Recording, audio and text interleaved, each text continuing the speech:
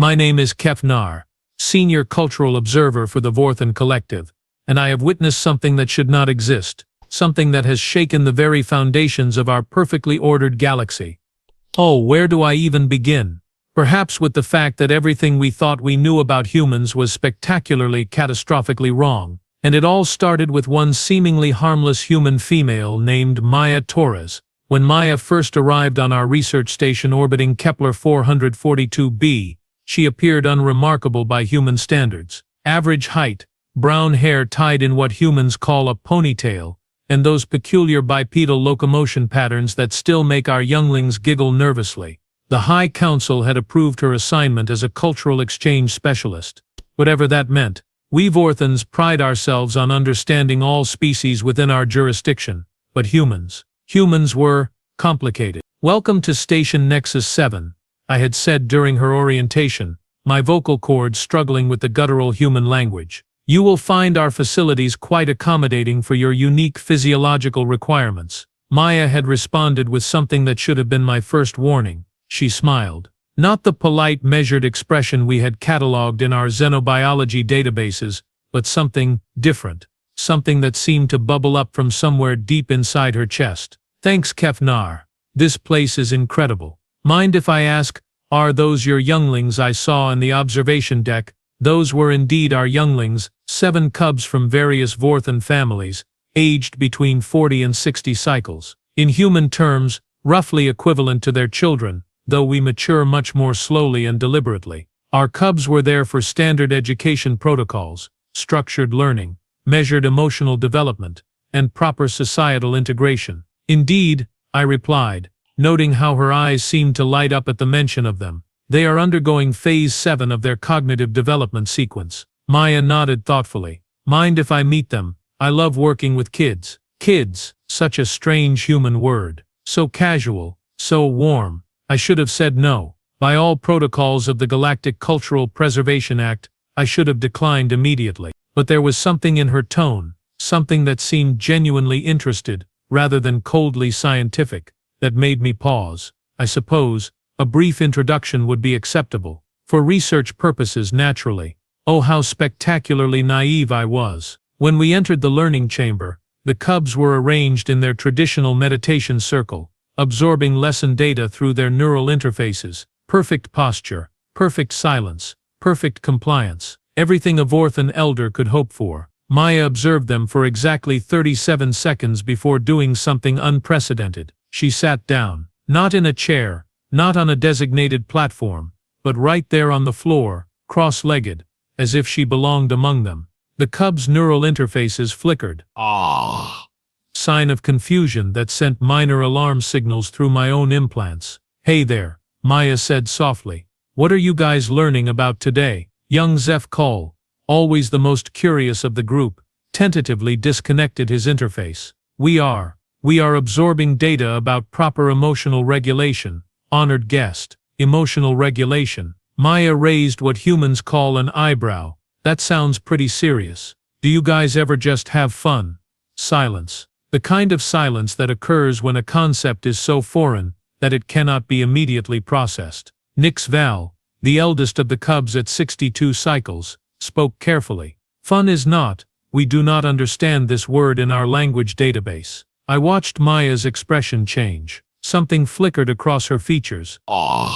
Surprise. Then what I would later learn to recognize as determination. Oh, she said quietly. We're going to fix that. And that was when everything started to go sideways. Over the following solar cycles, Maya began what she called hanging out with the cubs during their recreational periods. At first I monitored these interactions closely, expecting some form of structured human educational methodology. Instead, I witnessed something far more unsettling. Maya introduced them to games, not the strategic simulations we use for cognitive development, but bizarre activities with no apparent purpose other than enjoyment. She taught them something called peekaboo, where she would cover her face with her hands and then reveal it suddenly, causing the cubs to make small, strange sounds. Those sounds kept me awake during my rest cycles. But it got worse, much worse. On the 7th solar cycle of her presence, I entered the learning chamber to find chaos. absolute, unprecedented chaos. The cubs were making noise, not the regulated vocalizations of standard communication, but loud, rhythmic exhalations accompanied by facial contortions I had never seen before. They were producing sound in short, sharp bursts. Their bodies shook, their eyes watered, and through it all, Maya sat among them, making the same inexplicable sounds. "What?" I demanded, my voice rising to emergency alert frequencies, "is happening here?" Maya looked up at me, her face flushed with exertion, tears streaming down her cheeks. "Oh, hi Keph-Nar, we're just laughing. The kids were telling me about the time SCIFI accidentally activated the waste reclamation system during meditation, and I was telling them about when I tried to impress a date by cooking dinner and set off 3 smoke alarms." Laughing. The word hit my consciousness like a meteorite. I had read about laughter in the human cultural databases. It was listed as a social bonding mechanism and stress response. The clinical descriptions made it sound harmless, even beneficial. But seeing it in person, experiencing the raw energy of it, the complete abandonment of rational control, this behavior appears disruptive, I managed. Young Nix Val looked up at me with eyes bright with moisture. "Observer Keph-Nar, the human Maya has taught us that sometimes things are funny. When situations are unexpected but not dangerous, we can make these sounds to express pleasure. It feels wonderful. Wonderful." Another concept, not in our standard emotional lexicon. I reported the incident to the station commander, Vex Thane, a stern elder with over 300 cycles of experience. He listened to my description with growing alarm. "This laughter behavior must be contained immediately," he declared. "Schedule the cubs for remedial emotional recalibration, and restrict the humans' access to our younglings." But when I returned to implement these orders, I found the cubs changed. They moved differently, lighter somehow, as if gravity affected them less. They spoke with new inflections, asked questions that had nothing to do with their assigned curricula, and worst of all, they smiled. Not the polite expressions we had taught them for social interactions, but genuine expressions of joy. It was beautiful. It was terrifying. It was completely against protocol. When I informed Maya of the new restrictions, she frowned minus. Another human expression I was learning to read. "But why?" she asked. "They're happy. Isn't that good?" Happy. Such a simple word, but it carried implications that made my neural pathways ache. "Happiness is not the goal," I explained. "Stability, order, predictable emotional responses, these ensure societal harmony." Maya stared at me for a long moment. "Keph-Nar, can I ask you something? When was the last time you felt joy? Real, genuine joy?" The question was so absurd I almost activated my translation protocols to ensure I had heard correctly.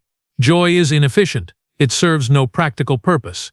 "Oh, buddy," Maya said, and there was something in her voice that made my chest cavity feel strange. "That's the saddest thing I've ever heard." That night, I found myself unable to enter proper rest mode. Maya's words echoed through my consciousness. "When was the last time you felt joy?" I accessed my memory files, searching through centuries of existence. Achievement, satisfaction, pride in accomplishment, yes, these emotions were recorded. But joy? Pure, purposeless joy?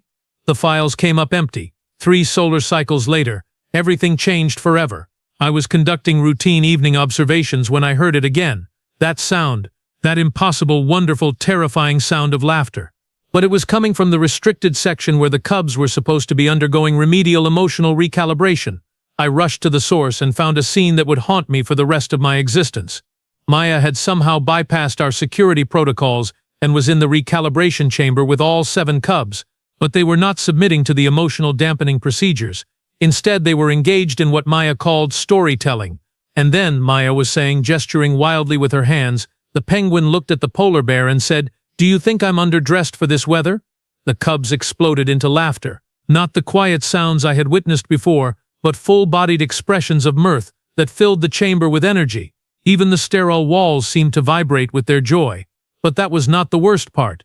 The worst part was when young SCIFI noticed me standing in the doorway. Instead of falling silent in respect for authority, he called out, "Observer Keph-Nar, come hear Maya's story. It is about creatures from her world who live in perpetual thermal extremes."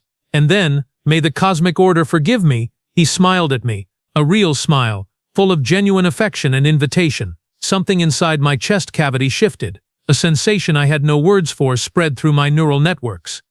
Without conscious decision, I found myself stepping into the chamber. "Tell me about these penguins," I heard myself say. Maya's smile was radiant. "Oh, you're going to love this." 2 hours later, I made a sound I had never made before, a short, sharp exhalation accompanied by what I could only describe as joy. I had laughed, and in that moment, I understood why the elders would declare it a threat to galactic order. Because once you laugh, really, truly laugh, everything changes. The rigid structures that hold society together begin to seem less important than the warmth spreading through your chest. The rules that govern proper behavior feel smaller than the connection you share with those around you. Laughter, I realized, was not just a human behavior, it was revolution disguised as joy, and Maya Torres, with her casual manner and her gift for finding humor in the universe, had just taught it to the next generation of Vorthan leaders. The implications were staggering. If our cubs grew up believing that happiness was more important than order, that personal connections mattered more than social hierarchy, that sometimes the best response to the universe was simply to laugh at its absurdity, everything would change. Everything. The emergency session of the High Council was called at the most ungodly hour of THO 300 station time. Apparently, when you accidentally trigger a galactic crisis, the bureaucrats do not wait for civilized meeting hours. I stood before the 7 most powerful beings in our sector of space, my career prospects dimming with each passing nanosecond. Grand Elder Keph-Nar loomed at the center of the crescent-shaped tribunal, her ancient features carved from what appeared to be perpetual disapproval. "Observer Keph-Nar," she began, her voice carrying the weight of 3 centuries of authority, "explain to this council why our surveillance systems recorded you, making aberrant vocalizations with the contaminated younglings." Contaminated, as if joy were some kind of infectious disease, which, I was beginning to suspect, it actually was. "Honored Elder," I replied, choosing my words with the precision of a bomb disposal technician. "I was conducting observational research into human behavioral patterns." Elder Vorthan, the station commander who had originally ordered the Cubs' emotional recalibration, shifted his bulk forward. "Research that involved abandoning your post, violating containment protocols, and engaging in the same disturbing activities as the subjects." The way he said disturbing activities made it sound like I had been caught performing unspeakable acts rather than simply enjoying a story about flightless Arctic birds. The human behavioral phenomenon proved more immersive than anticipated, I admitted. Grand Elder Keph-Nar's expression could have frozen plasma. "Show them the recordings." The chamber's central display activated, and suddenly we were all watching security footage of the previous evening. There I was in perfect high-definition clarity, sitting cross-legged on the floor like some kind of primitive, making those ridiculous sounds with my mouth hanging open, tears streaming down my face. I looked absolutely deranged. I also looked happier than I had ever been in my entire existence. "Observe," Elder Keph-Nar continued, "how the infection spreads. Note the complete breakdown of proper social hierarchy. See how the contaminated subjects display no respect for authority, no adherence to established behavioral norms." On the screen, young Nixval was patting my shoulder with casual familiarity while explaining why the penguin joke was particularly amusing. In any normal Vorthan interaction, such physical contact between age groups would be unthinkable. "The human has weaponized positive emotional response," declared Elder Quinvor, the Council's military advisor. "This laughter creates bonds that supersede loyalty to the state. It is a form of mind control."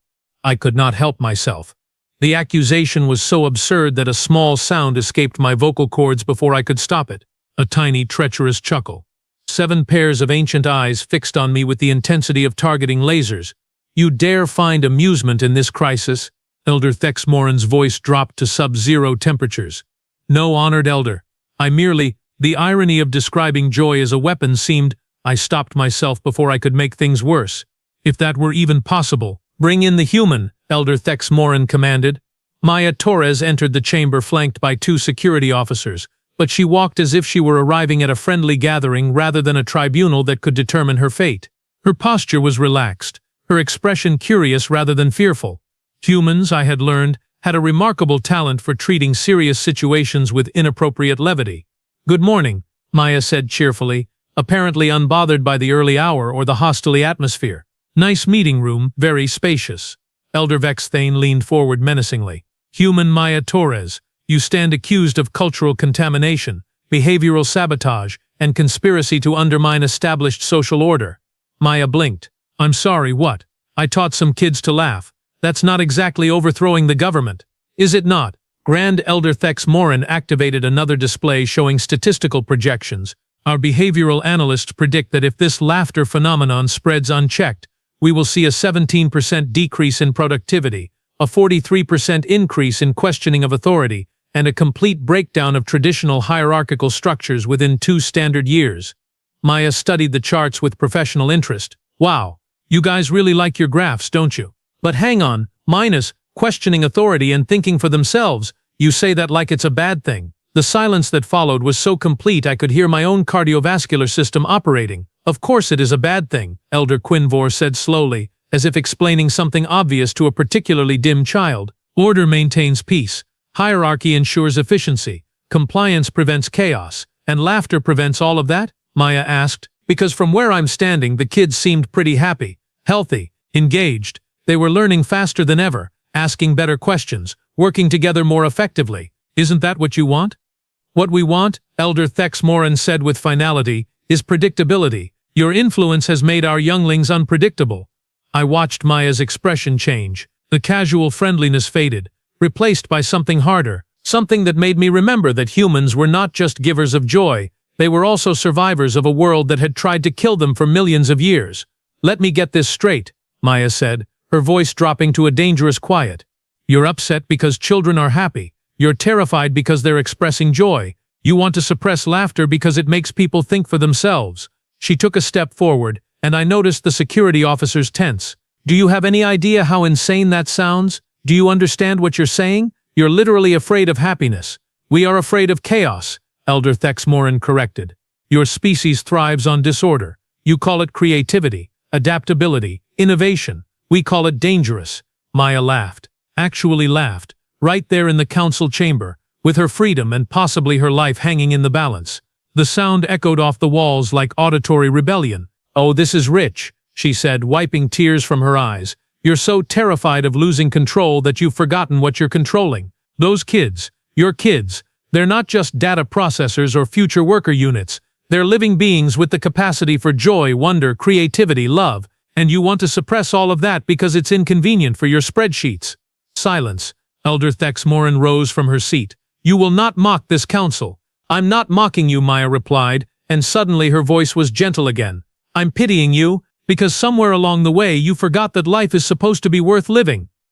That was when Zeph Cole burst through the chamber doors. The youngest of the cubs had apparently escaped from the recalibration facility, evaded multiple security checkpoints, and somehow made it to the most restricted area of the station. He was followed closely by the other 6 cubs, all of them moving with a coordination and determination that our educational protocols had never produced.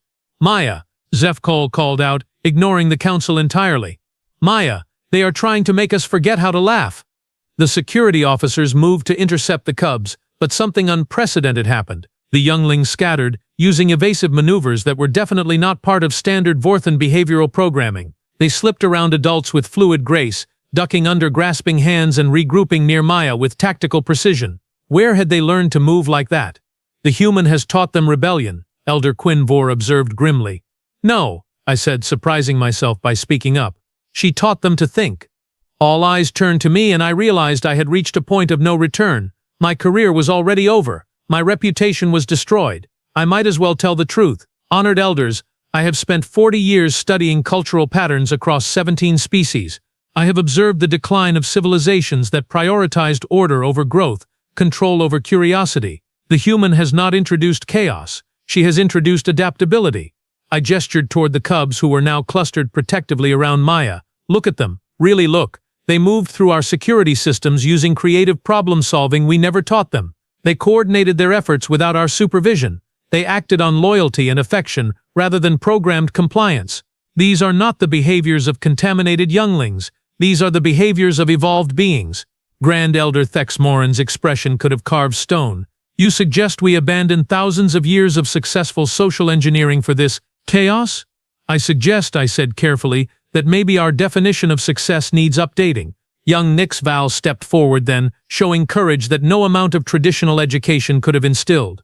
Honored elders, he said, his voice trembling but determined, before Maya came, we learned facts, we memorized data, we followed instructions. But we never wondered why. We never questioned whether there might be better ways. We never felt the joy of understanding something new. He paused, and when he continued, his voice was stronger. Maya taught us that it is acceptable to find humor in unexpected situations. She showed us that learning can be enjoyable rather than dutiful. She demonstrated that asking questions is not disrespectful, it is how we grow. Zeph Cole nodded eagerly. And when we laugh together, we feel connected. Not just to each other, but to the universe itself. It is as if we finally understand that existence can be celebration rather than mere endurance. The chamber fell silent. I could see the elders processing this information, their ancient minds grappling with concepts that challenged everything they believed. Finally, Grand Elder Thexmoran spoke. The council will deliberate. All subjects will be confined pending our decision. As the security officers moved in, Maya looked directly at me. Keph-Nar, she said quietly, whatever happens, remember that they can suppress laughter, but they cannot uninvent it. Once you know joy is possible, you can never truly forget. The cubs were led away, but not in the compliant shuffle I expected. They went with dignity, holding their heads high, occasionally sharing small smiles of encouragement. Maya walked with them, still somehow radiating that inexplicable human confidence in the face of impossible odds. I was left alone with the council and the weight of impending judgment. 6 hours later, the decision came down. Maya Torres would be expelled from Vorthan space immediately. The cubs would undergo intensive emotional recalibration using techniques that would permanently suppress their capacity for spontaneous joy. All records of the laughter incident would be classified and buried. And I would be transferred to a remote observation post where my compromised state could no longer influence others. But as they announced these decisions, I noticed something the elders missed. Throughout the station, during the hours of deliberation, other Vorthans had begun asking questions. Where were the cubs? Why was the cheerful human being confined? What exactly had happened that required such drastic measures? And in the spaces between their questions, in the pauses where understanding dawned, I heard it. Quiet at first, tentative and uncertain, but unmistakably real, the sound of laughter spreading through our perfectly ordered world like wildfire. Maya Torres had been on our station for exactly 16 solar cycles. In that brief time, she had introduced one simple concept to 7 young beings. But laughter, as it turned out, was not just a sound you made. It was a way of seeing the universe as absurd and beautiful and worth celebrating despite all its flaws. And once that virus of joy had infected our population, no amount of recalibration could cure it. The Grand Council, in their infinite wisdom, had made one critical error. They assumed they could contain revolution by suppressing its symptoms. They never considered that maybe, just maybe, the revolution was exactly what we needed. As Maya's transport departed our station, taking her back to human space where laughter was not a crime, I stood at the observation deck and did something unprecedented. I smiled, not because protocol required it, not because social situations demanded it, but because the universe had just played the most magnificent joke on the most serious beings in the galaxy. And somewhere in the depths of space I knew Maya Torres was laughing. The sound echoed in my memory, promising that this was not an ending, it was a beginning.